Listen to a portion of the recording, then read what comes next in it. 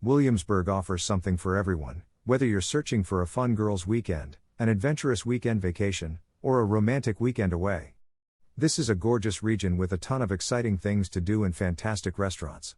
If you are planning to spend a weekend in Williamsburg, VA, you should be careful to plan your itinerary carefully. This Williamsburg, Virginia itinerary will include some history, adventure, and, of course, recommendations for some of my favorite restaurants and bars. We really hope that this will assist you in organizing the ideal Williamsburg weekend if you are considering visiting. Breakfast on day 1 at Aroma's Coffee House. Aroma's is a cozy coffee shop that offers fantastic breakfasts in generous amounts at a fair price. The components in my morning scramble tasted fresh, and my eggs were wonderfully fluffy. Weekends are when this location is at its busiest, so you should arrive early. When classes resume, you may see William and Mary students studying here and locals socializing. You may park at the Prince George parking deck, which is just behind Aroma's, if you arrive in plenty of time. After finishing breakfast, you'll be 1 block from Market Square and Colonial Williamsburg's historic district. So parking is the first step. The Prince George parking garage, which is located at 230 North Henry Street, has previously been discussed. You may not be able to get a place in this parking deck since it is tiny, but it just costs $12 for the whole day. There is free parking at the Colonial Williamsburg Visitors Center, and it takes around 8 minutes to walk or take one of the free shuttles to get to the historic district. We gave both a try, but the ease of having our car close by was too much to pass up. To park in the garage, I would happily pay the $12 fee. We were able to leave our baggage at the vehicle, and when we needed a nap in the afternoon, we even rushed back to the hotel. However, after you've sorted out parking, proceed inside the old center and begin exploring. For admission to the numerous structures and gardens, you need purchase a Colonial Williamsburg ticket. If not, your only option is to stroll along Duke of Gloucester Street. I would make sure to go to the Colonial Williamsburg Courthouse, George Wythe House, and the Governor's Palace first. Make sure to attend any performances that are taking place in the Playhouse, which is close to the Governor's Palace. Visit the lovely Colonial Gardens as well. If you want to witness them fire an 18th century musket, check out the magazine. Go by and ask the interpreter since they only do this at certain times. Back toward Market Square now that lunch should be served. Greater than read, is traveling a hobby? The ultimate guide to an exciting way of life. Greater than learn about the downsides of traveling as a hobby. Electric Circus Taqueria for lunch. If you like specialized tacos, go here. Tacos are their major draw, however, they also sell nachos and burritos. It's positioned in the rear of Precarious Beer Project and is virtually set up like a permanent food truck. They provide you a buzzer to grasp onto once you approach their window and place your order. Before getting in line for your dinner, you may get a beer, or you can wait until after. The Circus Shrimp Taco was fantastic. I had a satisfying supper of 2 tacos. While you wait for your dinner on a sunny day, you may sit outdoors and people watch. They also accept pets. It's time to go back outside and continue your exploration of Colonial Williamsburg when lunch is over.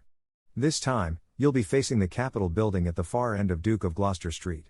After seeing the Peyton Randolph House, you should go to the blacksmith. After seeing the silversmith, which is also extremely cool, you may get a food at the Raleigh Bakery. They are famous for their gingerbread, but I'm not a big fan, so I chose a chocolate chip brownie instead, which was ooey and delicious. Visit the pharmacy to learn about the many medications that were available then. Catch a concert at the Charlton stage next door if you schedule your visit well. Lastly, you may take a tour of the Capitol building to witness where many significant Revolutionary War figures began their political careers.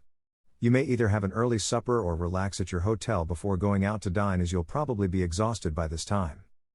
Dinner at Amber Ox Public House or Sal's by Victor. Depending on your mood, there are 2 alternatives for supper here.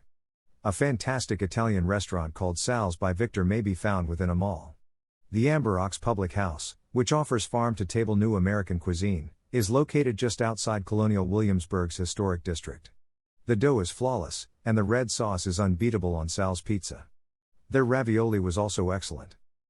Purchase the Southern Ham board or the biscuit board at Amber Ox. Their biscuits are deliciously buttery and fluffy. Even though their menu varies periodically, you can never go wrong with shrimp and grits. Breakfast on day 2, the Tipsy Beans.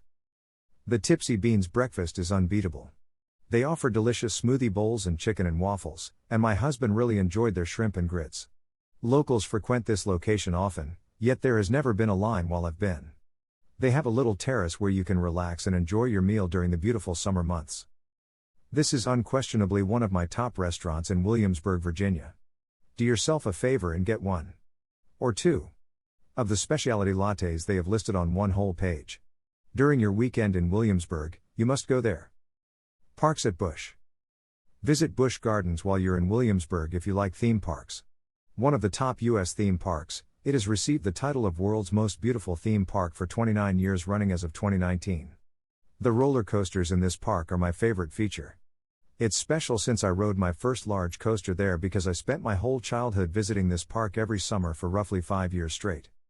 You truly can't match the quality of the rides at Busch Gardens for the size of the park, especially after seeing Disney, Universal Studios, and Carowinds. I could go on. I really like the park's concept, where each area is based on a different European nation.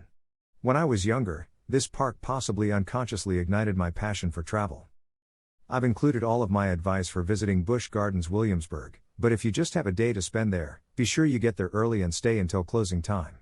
The rides Griffin, Apollo's Chariot, Verbolten, and Loch Ness Monster are must-ride attractions. But that's just the beginning. Check out their event schedule since there is generally something going on at all times. They also provide entertainment that has won awards if you like watching programs. You should also be careful to wear the nicest sneakers possible at theme parks. You'll be doing a lot of walking, so wear comfortable shoes. Day 3 Breakfast at Blue Talon Bistro. You will be completely surprised by this French-inspired bistro that is close to Colonial Williamsburg, I believe.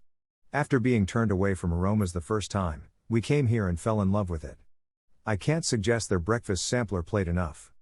The ham biscuit that was served with it hasn't stopped my sister from talking about it. We also love the vibe.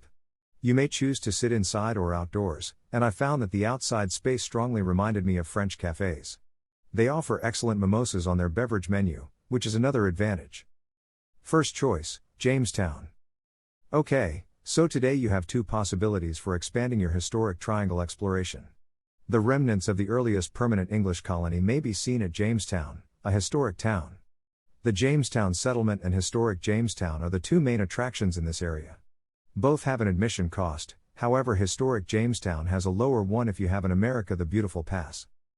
The Commonwealth of Virginia oversees both the American Revolution Museum in Yorktown and the Jamestown Settlement.